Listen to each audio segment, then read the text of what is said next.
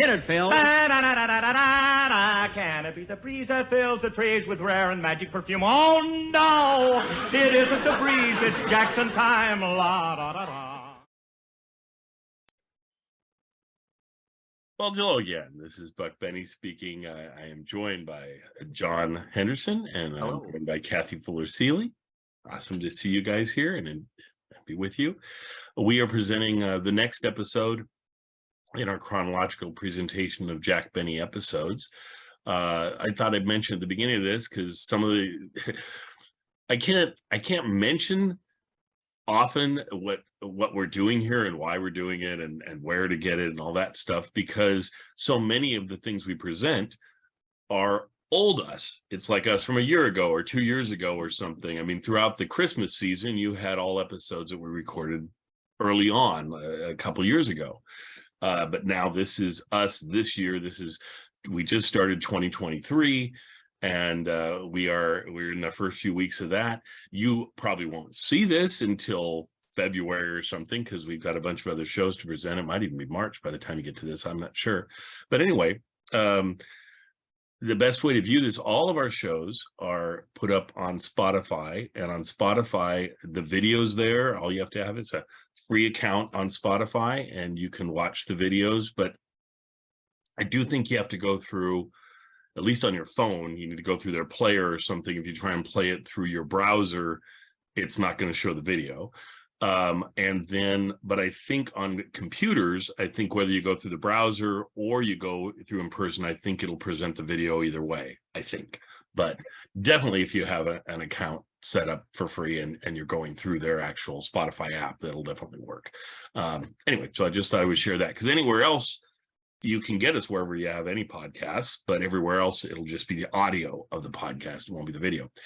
And then the other way to get to us is if you just go to YouTube, and I'm under the name Buck Benny. And so you can just do a YouTube search for Buck Benny, and a lot of my videos will pop up, or you can search for the specific video you want. Like in this case, it's going to be Jack Benny with Liberace. And so it's a lot of fun. And if you type in Jack Benny with Liberace, this will probably pop up, and you can watch us do our intro and watch the show as well. Anyway, so let's get into this episode. I'm excited because I think it's the only time Liberace's on Jack's show. Yeah.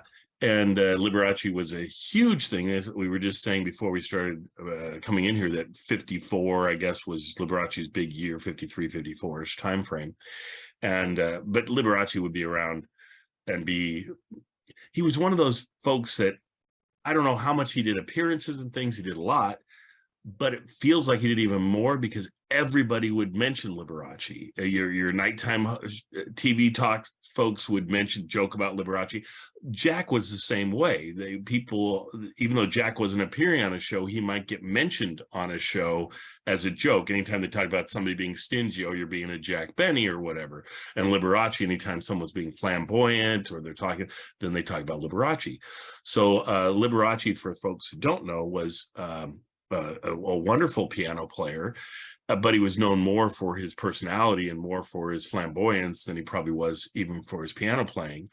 And then he's sort of like, the way to think about him for modern audiences, I think, is to think about Elton John and say, okay, he's like almost like the forerunner of Elton John, and Elton John's sort of flamboyant personality that he has.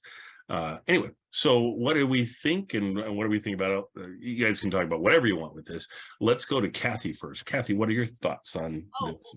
Well, it's delightful and weird, as Liberace was. It's just such a fabulously unique person back in the day. And as they said today, what flummoxed straight white men of the day was why so many women thought that Liberace was the bee's knees. Little old ladies just thought he was so adorable and cute, and they thought he was cultured, and oh, he plays the piano so beautifully, and look at those candelabras. And to them, he was a vision of sort of elegance, as I said, but others didn't quite understand his appeal, or if they felt sort of threatened by his own style of being his identity. So it makes Liberace a fascinating 50s and early 60s personality. Oh, yeah. So I'm glad that as Liberace was becoming quite the cultural phenomenon that Jack Benny had him on the show. Uh, and that made it a delight. Although when I get around and tell you, not everybody agreed. So I think this is one of these episodes that, while critics in 1954 did not think much of it, that we find many aspects of it to be delightful and strange and weird and over the top. Yes, I think it is one of those that ages like a fine wine and has gotten better over time. I really enjoyed it. Truly, watching Don Wilson really go over the top with the Middle Lucky's commercial, where he's out in the lobby sniffing at people's cigarettes and actually taking them out of people's hands and tearing and comparing and stuff. It's pretty over the top. It's really wonderful. So. Well, and I love it whenever they do something with Don that's creative and fun, and Don is just he's a part of the show we don't talk about that much, but he's there throughout. He's one of the very first cast members in the radio show that gets locked in, and then he's there throughout Jack's whole career after that, and Jack was so loyal to him. And he did such a brilliant job being with Jack, and Jack allowed him to do lots of other things. He would be an announcer all over television and radio, and that was a wonderful thing. And he just brought so much humanity and fun to his presentations, and was apparently game for anything and everything. I mean, when they dressed him up as a little kid when they made him lie down on the stage with all these crazy things, and he was willing to do it. Yes, I get the impression he was a very good sport about everything. So anyway, and let people rib him about his size. I mean, that is a very sensitive thing to a lot of people, and yet he would let them do that. Now, he wasn't nearly as big as they acted like he was, and so that's always funny. I was always going, he's not really that overweight, but anyway. But John, what are your thoughts? Well, I was just gonna say, like, the fact that he is able to do all these things, pretty much anything you ask of him, he can do. But it seems like he doesn't care. He doesn't need to be a big star. He's happy to just say the opening, and that's it. So that's one of the great things about Don Wilson. And the fact that in the commercial, he evokes all those slogans that we've heard a million times on the radio without saying a word. The tear and compare, and you see him do it, and that's what he's saying. And then he even sort of mimes, so round, so firm, so fully packed, without saying anything. Yeah. So I thought that was, you wouldn't want to do that every week, but it was a brilliant commercial for a one time, especially if you're already established. And sometimes the commercials, certainly for the radio show, were so creative and so innovative. In television, they were, and yet it would be harder to think of new things to do. And I just don't think they spent as much time. I think for a television show, you're just working on making the television show great and focus your writing there, that the commercial you don't have as much time for, and so you're not going to put as much effort in it. Whereas the radio show, I think they sort of had the things down, so as far as where they were going to go with Jack that week and things, that they could really go, okay, what can we do with the sportsman this week that's going to be really funny and really good? And anyway, but go ahead. And John, when you're comparing the radio to television, one of the things that I thought was great in this episode, which I wasn't expecting, was to see Gertrude and Mabel, the telephone operator. Oh, yes. Because they're a staple on the radio show, and I didn't know they were ever on the television show. I didn't even know if it would work, because sometimes voice actresses they're doing a voice, it doesn't necessarily match, they couldn't play it, but I thought it was great to see them in person, and it worked perfectly. Agreed. I was delighted to see them. And as you're saying this, as you're mentioning this, I hadn't thought about this. So what time frame is this on the radio show? Isn't this the last season of the radio show, or is it 54, 55 was the last season. So I guess this because it just turned to 54. So so this would be the season before the last season. So it's towards the end of the radio show. So it's neat that they brought them over to television. I too have never seen them on any of the television shows, and I've seen most of them. So I doubt they come over very much. I'll have to look in Laura's book and see if how many appearances they made. Maybe our friend can look it up for us. Thank you, Kathy, and see if they appear I'm again. just curious. Yeah, I'm curious too. So, yeah, and on the radio show, you know, speaking of Liberace and how he was this sort of phenomenon, yeah, prior to Liberace, they would often joke about how Don Amici had this like $1 million smile, Yes. and once Liberace came, it was all Liberace jokes with his big smile. wow, yes, And his hands, he had quite, you know, no wonder he could play piano well. He had sizable hands. The answer to the bee herself appeared once in 52, once in 53, 1, 2, 3, 3 times in 54, 3 times in 55, and then never afterward. So this but was that's a lot of appearances. So, well, Yeah. maybe we'll get to enjoy more of them, or who knows? They could be those episodes we're missing too. It's so funny how the missing episodes go sometimes. Sometimes there'll be somebody and, oh, they're on 6 different episodes. Well, 5 of them are missing, so we get 1. So you're like, okay, yeah. Anyway, John, you were going to say something else. I was just going to say that she could play other characters too. Like she's quite versatile. Yes. I mean, in the Humphrey Bogart, no, isn't she in the Humphrey Bogart TV episode? Isn't she playing one of the thieves or somebody who shows up to the? So which actress are we talking about? The Bea Bernadette. So Bea Bernadette, she might be. And who's the other operator? Sarah Berner. No. Sarah Berner. We've seen appear on some of the other Jack Benny shows, not as the operator, but as another character. And it was just so cute to have them sitting so next to each other. You know, they didn't build out a big a set for them, but just sort of stuck them sitting next to each other at a table. I like that. It's so funny as a Benny fan, right? That's probably my favorite part of the whole episode. And I don't think anyone who's just watching the episode that doesn't know the history of the operators would necessarily think that. I don't think they'd say that was a horrible part of the episode or anything. But I think for any of us fans that love the operators, you get that and you're just so surprised to see them and you're just enjoying every second of it. And like one of you was saying, I think John was saying, they look so good for the part. I mean, I didn't know if they would match up, you know, but they did. They really did. They looked like operators, and the way they had them made up and the whole thing, it worked beautifully. I'm surprised they didn't go back there more, because you would think that would be a recurring thing that they could do, and it would be fun and it'd be easy and it'd take up some time. And I always get the feeling on these shows they're trying to find things to fit the time, so that they go, okay, we can go to this bit, then we go, just kind of like they did the radio show, because otherwise it becomes a long time to fit like a big part. It does better with the snappy little scenes instead of big long scenes. That's a great point, but I think we'd see that Jack did far fewer shows set at the TV station, you know, or at the rate, you know, whereas so many could be set at the radio station and then, just as you say, move anywhere. I think if we sort of examined the plots of the TV episodes, we'd find that they moved away from that sort of everydayness of putting on the show sometimes.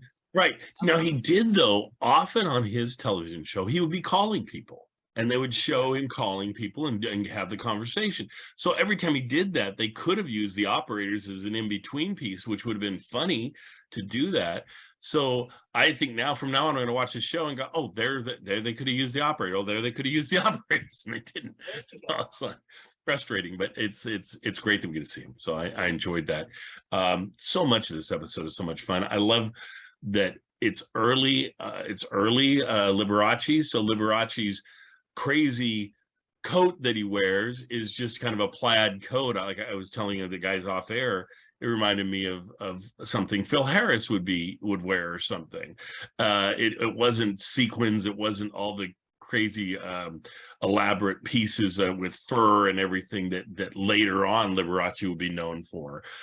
He was just starting to push the envelope a little bit in that way. And hadn't gotten there yet, but he was known for his candelabras. Of course, they bring that up on multiple times on the show.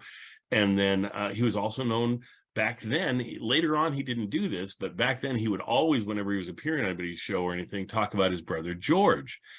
And Yeah. I don't know if brother George was a real brother or not a real brother. Does anybody know if he I really believe existed? it was, but I'm not sure. Yeah. Yeah, Yeah, I and- thought so too. I thought he had a real brother George. Yeah. I don't think And he's George always talking ever about it. appeared or only appeared like once somewhere or something.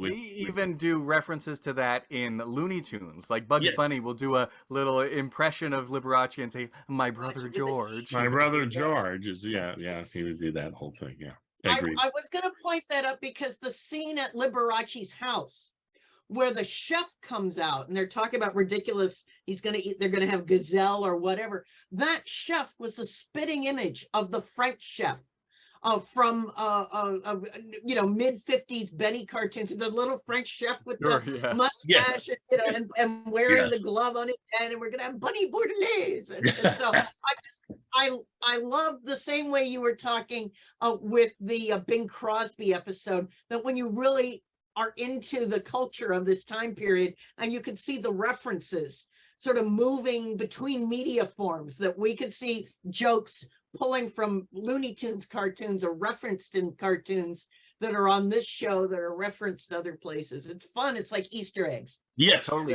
So- There's a reference in this show about another program. It was a children's program called Beanie and Cecil. okay. And of course, later it became a Bob Clampett cartoon, which is great.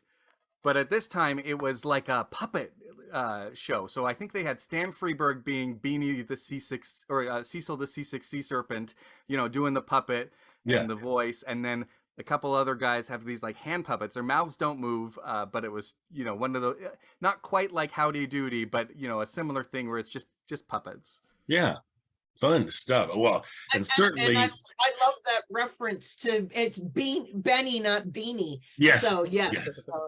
I love that.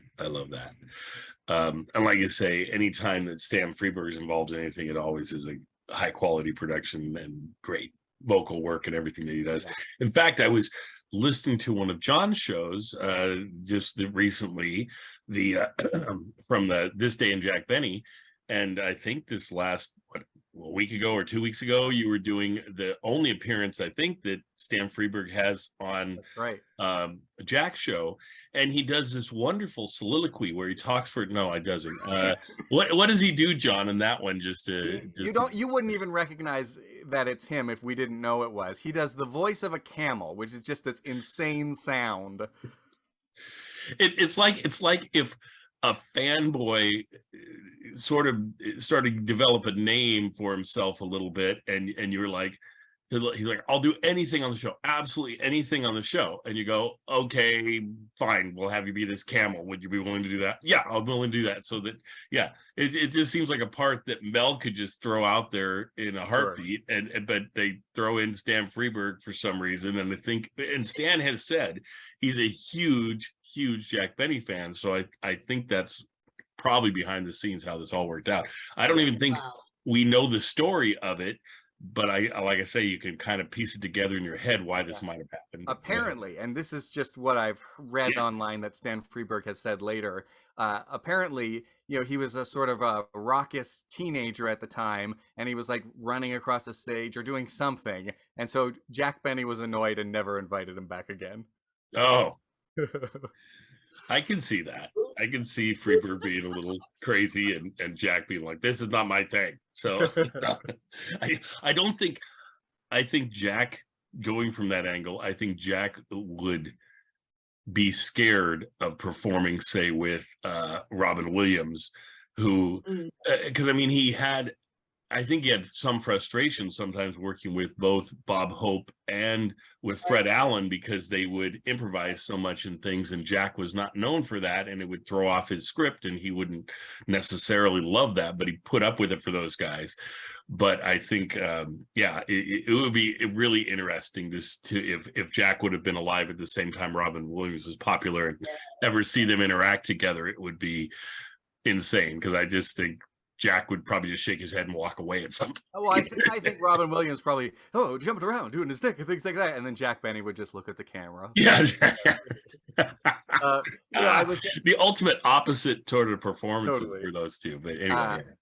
doing research also for my podcast, I learned a new racial stereotype that I never knew before, which was in Los Angeles, especially, the Japanese gardener was a stereotype at the time. Yes. So when the World War II episode after Pearl Harbor happened, they made some remarks about Japanese gardeners and things like that. And here again, we see a Japanese gardener in this episode. Yes. Yes. And that is a stereotype. So, and this episode does play with some stereotypes for the different folks that work for Liberace, for sure. Yeah, and it's just like I say, fun episode overall. There's going to be some parts that aren't as good as some of the best Jack Benny episodes, but there's other parts that really work really, really well. So like we say, the operators, there's a part, I mean, I don't want to give it away. Jack does a fun take at one point on the candelabra thing that Liberace does, and it's just, to me, makes you just smile and laugh and think how cute that is. And well, I'll tell you, like you say, the high points in this episode are really great and fun and surprising. But even the rest of the episode, the thing that I enjoyed most about it is it seems like Jack, especially, but even Liberace, it seems like they're just having a lot of fun being there. Yes, it does. And then especially the musical pieces that they do. Jack, they make fun of it and things, but I think Jack really enjoys performing his violin and gets a chance to do what he seldom does on his TV show, and actually perform somewhat serious piece. It's not a long piece or anything, but he does something with Liberace, and that's fun. With September Song, I thought Jack, these precious days I spend with you, I know it in Willie Nelson's version. I thought Jack was leaning into the bad playing a little bit, so he was. Oh yeah, he definitely would. He would do a little bit of both. I mean, I think Jack kind of liked to show off that, oh, I can really play, but then he go back to the safety of yeah, but I'm gonna do it lousy so that you'll get some laughs too. So I mean, he loves to play with that. I wonder what critics at the time thought of this episode. Well, that's a good question. It's too bad we have no information whatsoever from critics. Too bad. No. Well, apparently, a Variety, which like so many things and had gone a run, they had said like the last 3 Jack Benny appearances were wonderful. They went back to no. This one says, anytime you get a fiddler and a pianist together, clinkers can be expected. Unfortunately, the script handed Jack Benny and his guest Liberace last night was full of them. And the net result was a rare laugh and an occasional simper. It was below the Benny par all the way. Scriptwriters Sam Perrin, George Balzer, Milt Joseph, and John Tackberry obviously thought they had the makings of some real humor here, but they belabored one idea for virtually 15 minutes in a scene in Liberace's home. Umpteen candelabra graced the room, and a house full of people in white ties and tails, and the typical Liberace smile drifted on and off camera, milking the gag until it went sour. Basic idea was to have Benny as a guest fiddler at a Liberace concert, but the buildup ruined what impact that might have had. Pianists got a chance to do one good number solo before segueing into September Song with Benny, and the skit had the inevitable climax of a payoff to the comedian at the rate of $1.80 per hour. No one but Benny could have carried it off as well as he did, but mannerisms and bits of business can't always substitute for material. Lucky's had Don Wilson stuffing a peeled cigarette into a bystander's mouth in the latest demonstration of So Round, So Firm, So Fully Packed, the cigarette that is. So at least they enjoyed round 2, but ouch. So well, and then you got to love that if you're one of the writers, they mention how lousy the writing is, and then mention all of you by name. It's like, no, mention me by name when I do something right. Please. Yes. Right. Yeah. Well, and I was going to say, it kind of ties in, it kind of doesn't. But this week we all are on the Jack Benny Facebook page, International Jack Benny Fan Club. So you can all come over there and interact with any of us, because we're all checking it out and things. Well, somebody posted a picture of Jack and Mackenzie. What's her name? Giselle McKenzie. McKenzie. Yeah, playing together. And the picture of Jack, I've never seen a picture like this before. I just looking at it and going, that's not Jack in a character. That's not Jack.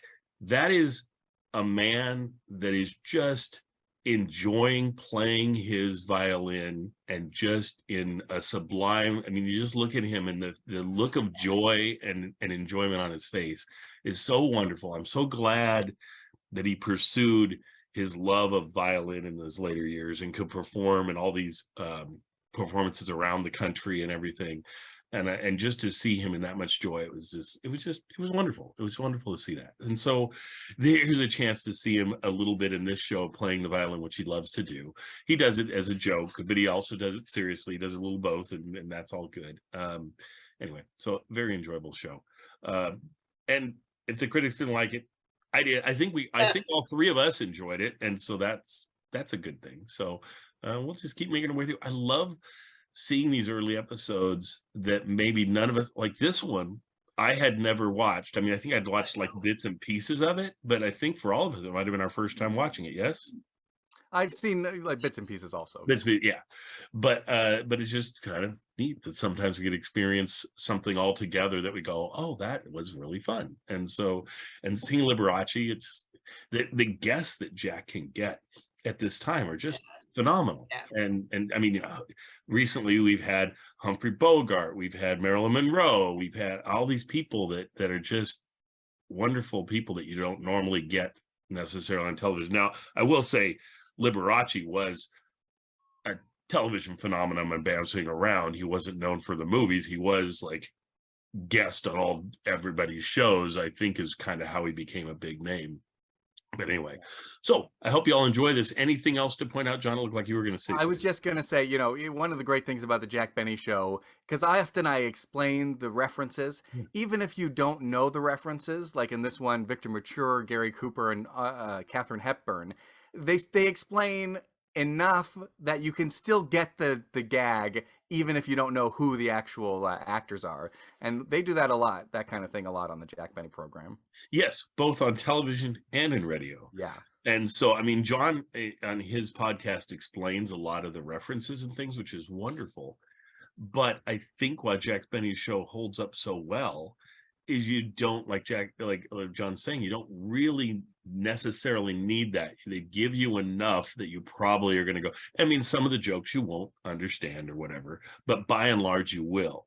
Yeah. Whereas if you listen to another show, the show we always talk about in this case is Fred Allen, it's a lot more dense and harder to get into, and a lot more references to what's going on at the time. You kind of need to know what's happening in politics. You need to know what's happening in entertainment. You need to know a lot of background to really get Fred's shows, and that makes it harder for modern audiences to get into Fred's show. I would say, and we recently, you're probably hearing this the week after we did the Bing Crosby one, because I'll be playing these back to back. They go together in that way. On Bing Show also did a really good job of not being so current that you couldn't follow what was going on. It had a lot of the same. I think person can come in and listen to 5 shows, 10 shows of Bing Crosby and really get what that show's about and really enjoy it. I think the same thing with Jack. I think with Jack, if any human being, I think, gives Jack's 10 episodes that you listen to of the Jack Benny show, 90% of you are going to become fans and just go, oh my gosh, I love this guy and I love this show. He just, you don't get it necessarily on the first listen, but by the time you listen to 3 or 4 or 5 episodes, somehow you start going, I'm kind of liking this. And then by 10 episodes, you're going, I love this. And then 700 episodes in, you're like, I still love this. And so, I mean, for us, I mean, John and I, and we're going to be doing at the International Jack Benny Fan Club, we're going to be doing a panel that we're on of all the folks that do podcasting about Jack Benny. And I think one of the things we'll probably be talking about is, why do we love him so much? Why do we keep doing this? I mean, I've done intros to every single Jack Benny radio show ever already, sometimes multiple introductions, and I could just leave it there. But my problem is I love the show so much, and I love to talk about Jack so much that that's what brought me into us talking about the television show too. I mean, hopefully we're going to cover every single television show eventually. So we're working our way through anyway. Anyway, with that, thank you so much, everybody. Make sure you tune into John's This Day in Jack Benny. And if you have time between listening to John's, maybe you can come over and listen to my poor little podcast over there at Jack Benny OTR, Jack Benny Show OTR podcast. You can get it by just typing in Buck Benny and podcast, or Jack Benny podcast. Both of ours will show up there. And my big thing, I just recently have moved to Spotify. If for watching this stuff, if you want to watch it on Spotify, you can actually see it if you have a Spotify account. And I went into that more last week. Or you can always catch us if you want to watch what we're doing here.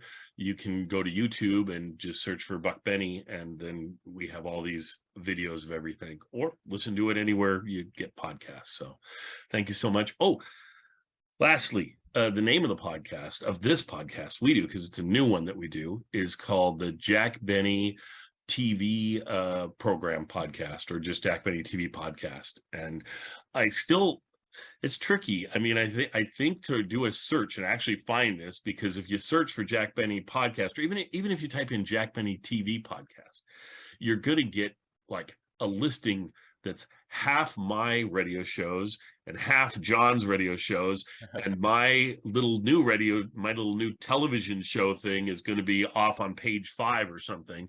So the best way to search for it is type in either Buck Benny TV podcast, I think we'll pull it up, or if you type in Jack Benny TV program podcast, I think that'll pull it up. But otherwise, it's a little trickier to find. But if you're already a Jack Benny fan, get a copy of Jack Benny and the Golden Age of American Radio Comedy. There you go. There you go. Yes, please do. Anyway, we'll catch all you guys next time. Thank you both. You're wonderful as always. And enjoy Liberace. He's pretty cool.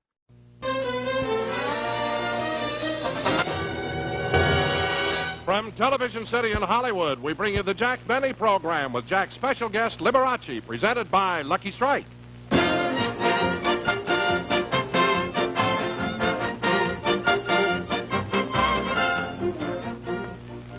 Friends, smoking enjoyment is all a matter of taste, and the fact of the matter is... Lucky's taste better. Cleaner, fresher, smoother. Lucky's taste better. Cleaner, fresher, smoother. For Lucky Strike means fine tobacco, richer tasting fine tobacco. Lucky's taste better. Cleaner, fresher, smoother. Lucky Strike, Lucky Strike. Sure, Lucky's taste better. Why, everybody knows Lucky Strike means fine tobacco. Fine, light, mild tobacco that just naturally tastes better. And Lucky's are made better. They're round and firm and fully packed to draw freely and smoke evenly with fine tobacco in a better-made cigarette. Golly, you're just bound to get better taste. Smoking enjoyment is all a matter of taste. And the fact is... Lucky's taste better. Cleaner, fresher, smoother. Lucky Strike, Lucky Strike.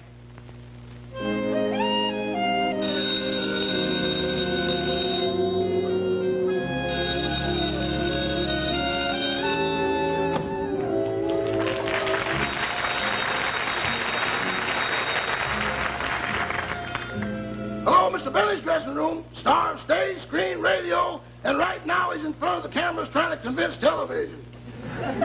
Who's calling, please? Oh, TV Guide magazine? Oh, yes. Oh, I'm sure he'd be glad to pose for pictures. You want to do a story about his program? Oh, he'd be more than flattered. But I'll tell Mr. Benny just as soon as he... Benny.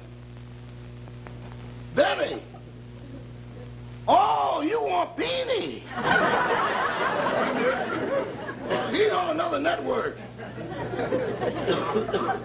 Benny and Beanie is close. I'll bet Cecil, the C6 sea serpent, makes more than I do. Hi, boss. Hello, Rochester. Rochester.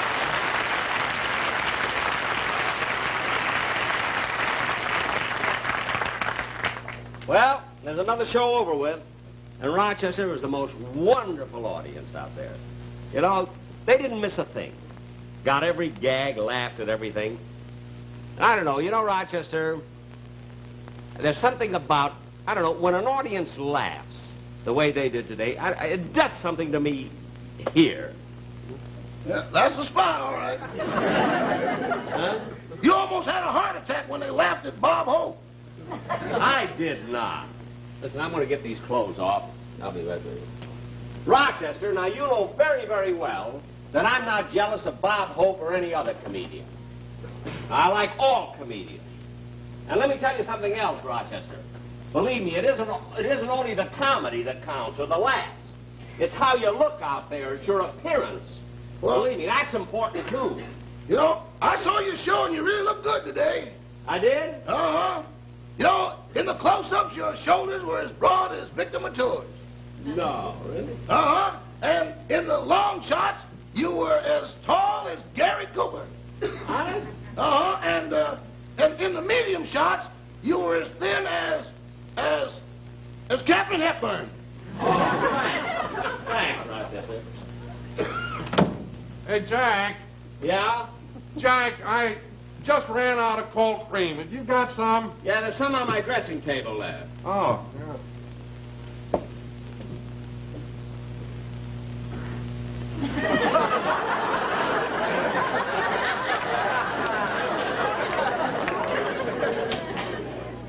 Rochester, Uh-huh.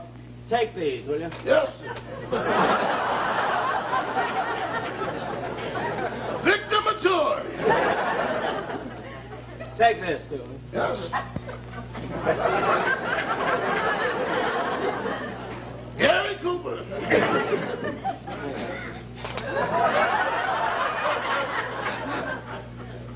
Hepburn. Well, how's it feel to be Jack Benny again? Fine, fine. Say, Rochester, while I was on, were there any calls for me? Oh, several, but one seemed to be urgent. You had a call from Mr. Liberace. Liberace? Mm-hmm. Gee, it must have been important. What did he want? Maybe it was out of cold cream. Oh, don't be funny. I better call back and see what he wants. Okay, I'll go get your trousers pressed. Liberace, huh? Mhm.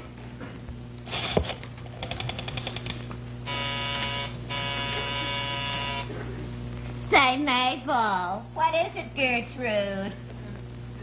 Mr. Benny's line is flashing. Yeah. I wonder what Stacy Bonehead wants now. I'll plug in and find out. Yes, Mr. Benny? Oh, Gertrude, I had a very important message to call Liberace. Will you please see if you can get us home? Yes, sir. He wants I should get him Liberace. Well, pack up your troubles in your old kid bag and smile, smile, smile. Well, look who's being sarcastic. I'll bet you wish you could smile like Liberace. I could if I did what he did. What'd he do? He had his upper lip removed. Well, anyway, I'd rather go out with Liberace than that sourpuss Jack Benny. Yeah, I know what you mean. You know, the other night Jack took me out for a drive, and when we got to a lonely spot, the car suddenly stopped, and he said he was out of gas. He's been out of gas for a long time. What was wrong with the car? Nothing. When he stopped the car, I thought he was going to kiss me, but he didn't. I even leaned back like this. I don't blame him. I've seen a better pucker on a closed laundry bag. Oh, yeah. Yes, Miss Benny. Gertrude, what's taking so long? Yeah, I've been trying to get Mr. Liberace's house, but his line is busy. Oh, well, look at Gertrude. Keep trying to get him, and if you reach him, tell him that I'm on the way to his house. I'm going over to his home right away. Yes, sir. Okay.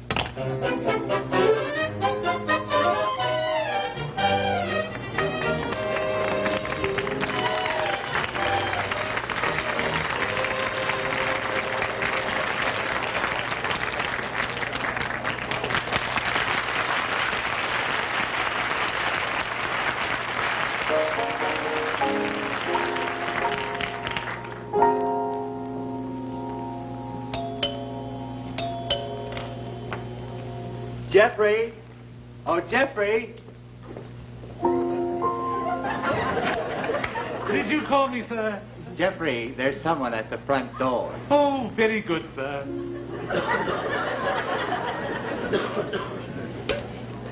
How do you do?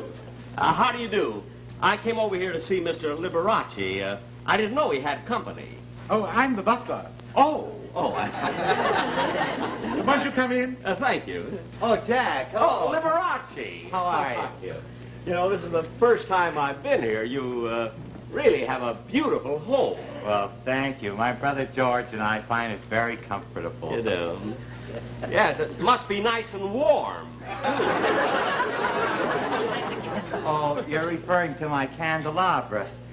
I didn't think you'd notice them.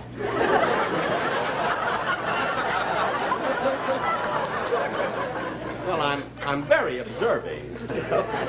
Well, you see, anyone with an artistic temperament is inclined to be a little nervous and high-strung. And I find candlelight very restful. And it relieves the tension. And it practically eliminates the electric bill. Now, Liberace, I tried to answer your call, you see. I knew you'd called me, and your line was busy. So I came over to see what you wanted. Well, Jack, I wanted to see you about something very important. Won't you sit down? Well, thank you. Thank you. I beg your pardon, sir, but Pierre would like to know what you'd like him to prepare for dinner. Well, I don't know. What did we have last night? Cuisse de grenouille à la José Ferrer. Oh, yeah. Cuisse de la Jose Ferrer? What's that? Frog's legs in a kneeling position.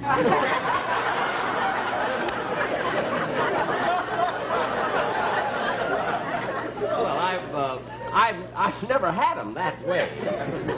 Oh, they're very good. Really? Do we have any left? Oh, yes, sir. 3 knees and a shin bone.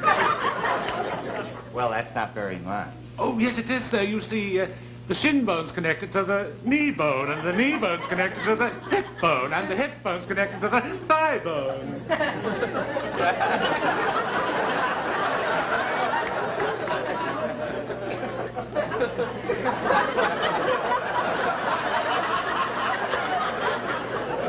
This dinner could be on the hit parade.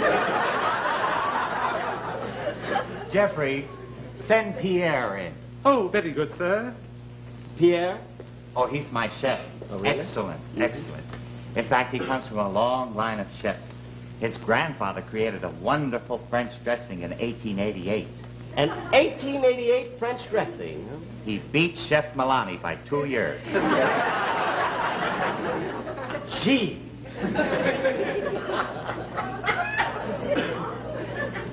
Did you wish to see me, sir? Yes, Pierre. What do you suggest for dinner tonight?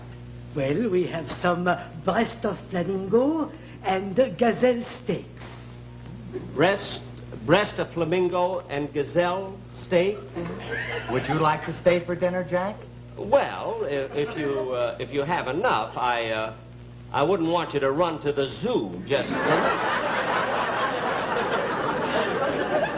I'm sure we'll have enough. Pierre, Mr. Benny will stay for dinner. Very good, sir. Thank you.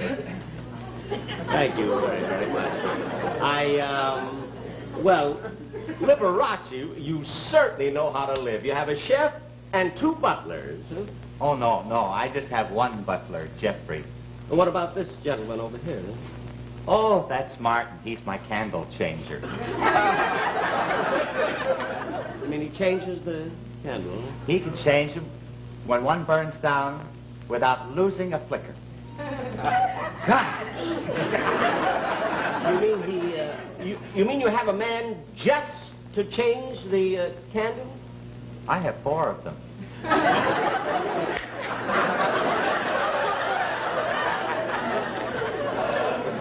can't get over it. Now, I suppose you're anxious to know why I wanted to get in touch with you. Yes, I have. Well, I tell you... I beg your pardon, sir. What is it, Jeffrey? Yamaguchi would like to speak to you, sir. Oh, Yamaguchi. Send him right in. Yamaguchi? He's my gardener. Oh, you have a gun? Yamaguchi, you wanted to see me? Yes, sir. I've got the back room all cleaned up, sir. Well, fine.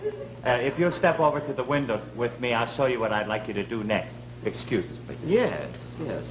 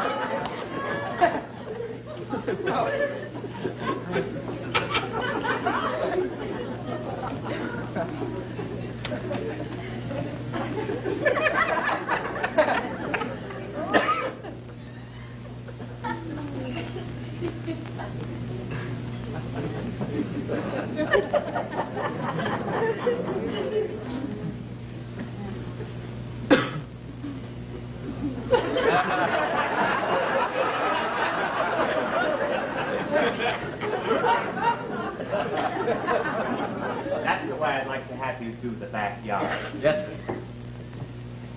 Look,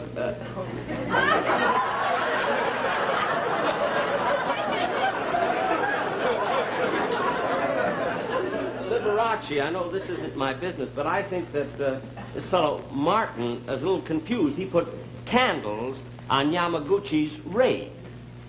I know. This is the day we burn the weeds.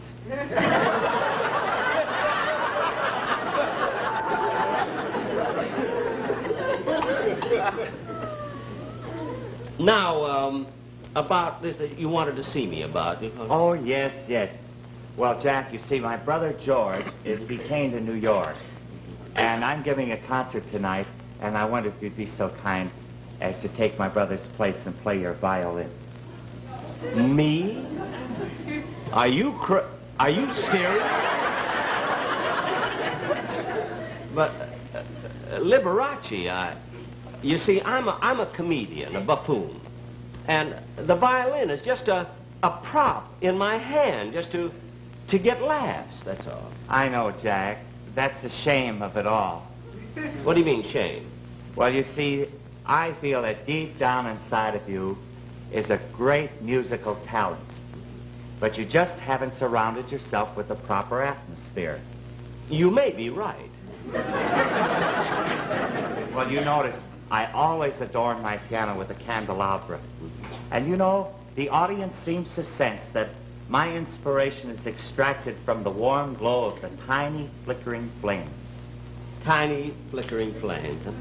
Well, that wouldn't work with me. See, once I played my violin where they burned down the theater, and I was still lousy.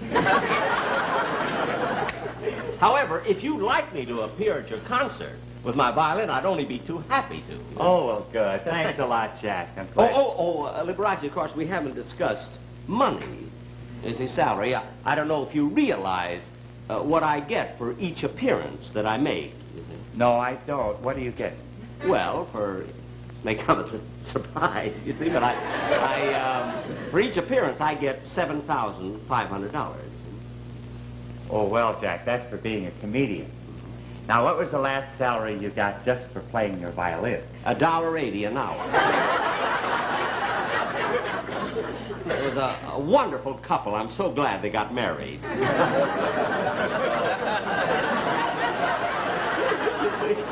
Now, anyway, I'll be so happy to be on your concert. Liberace! Uncle Liberace! Where are you? In here, Willie. Who's that? That's my nephew, Willie. He's been out playing football with his friends. Oh! Hello, Uncle Liberace. I want you to meet Mr. Benny. This is my nephew, Willie. Oh, How hello. do you do, Mr. Benny? Hello, Willie. Now, you run along and get dressed for dinner. Yes, Uncle Liberace. Okay. He's a cute little fella, isn't he?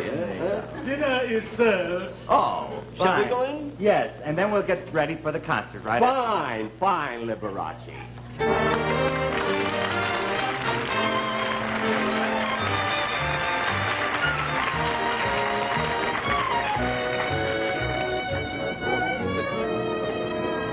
Oh, gosh, darling, isn't Liberace wonderful? Oh, wonderful. I just can't wait till the intermission's over. Donald, what are you doing? I was just noticing everybody in the lobby is smoking a Lucky Strike. Are you sure they're all smoking Luckies? Well, I imagine so. Oh, excuse me a minute, Dick.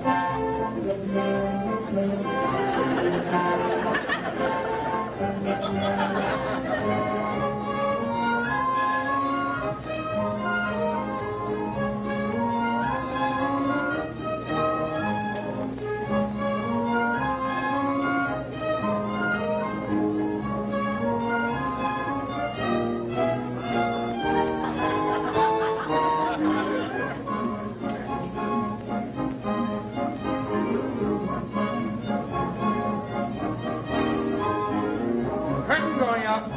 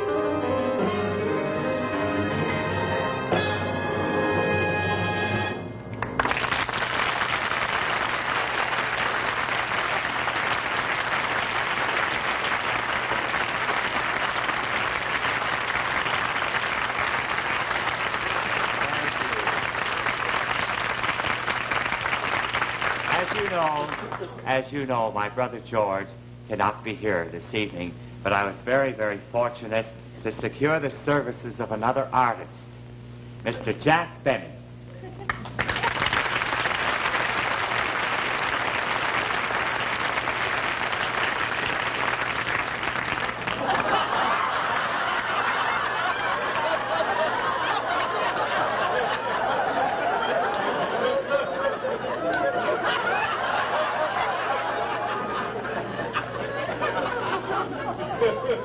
Jack, I think you're overdoing it.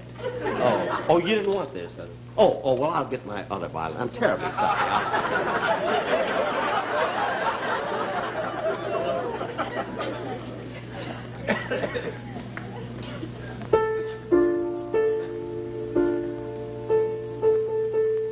How about tuning up? What? How about tuning up? Yeah, go right ahead. How about you tuning up? Oh, give me a minute.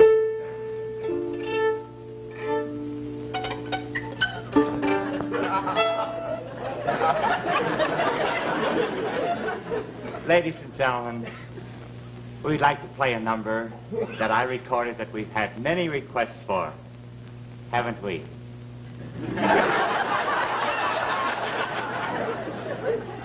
It's called the September Song.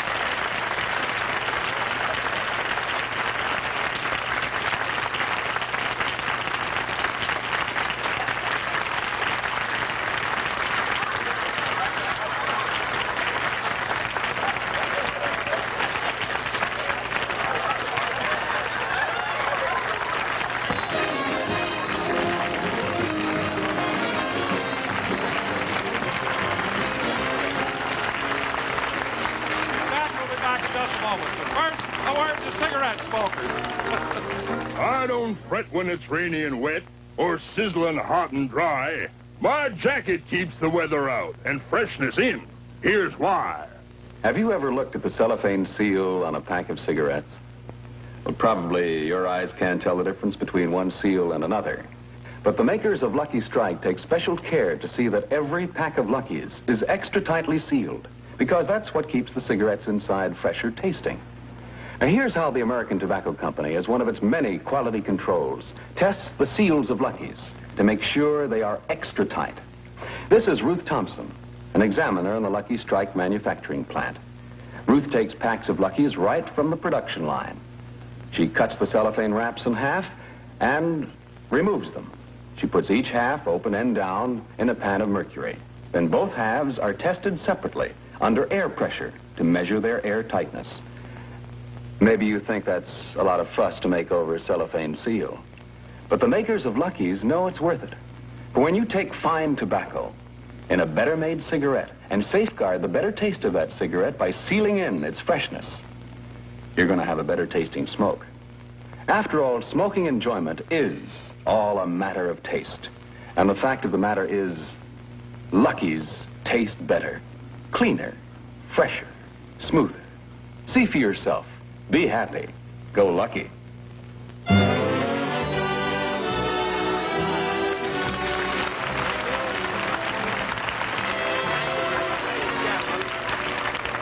You know, these are the kind of shows that I always like to do where I have a chance to play my violin. Of course, when I was a kid, you know, I had to make up my mind what I wanted to be. And now I'm sort of sorry that I, you know, took up the violin. I would have much rather have been a baseball player, you see? Although I imagine she would have married him anyway. But I'd like to have you meet my guest star again, Mr. Liberace.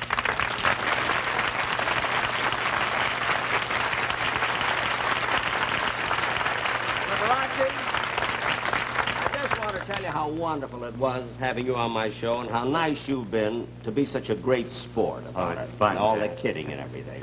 And I understand you're giving a concert in Pasadena Saturday night. Is that Friday. right? Friday night. That's Civic right. Auditorium. That's right. And incidentally, Jack, all kidding aside, if you'd like to pick up another $1.80, I'd love to have you. Well, I'd love to do it, but I have another wedding. That, you know, thanks.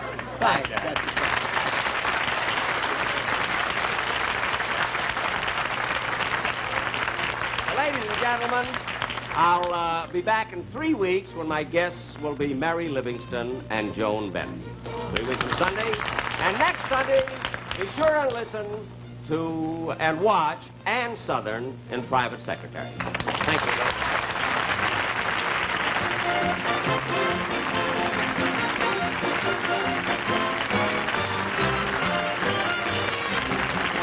Appearing on tonight's program are Dee Benaderet, Shirley Mitchell, Rex Evans, Lois Corbett, Rolf Sedan, Lane Lacano, and Roland Keith.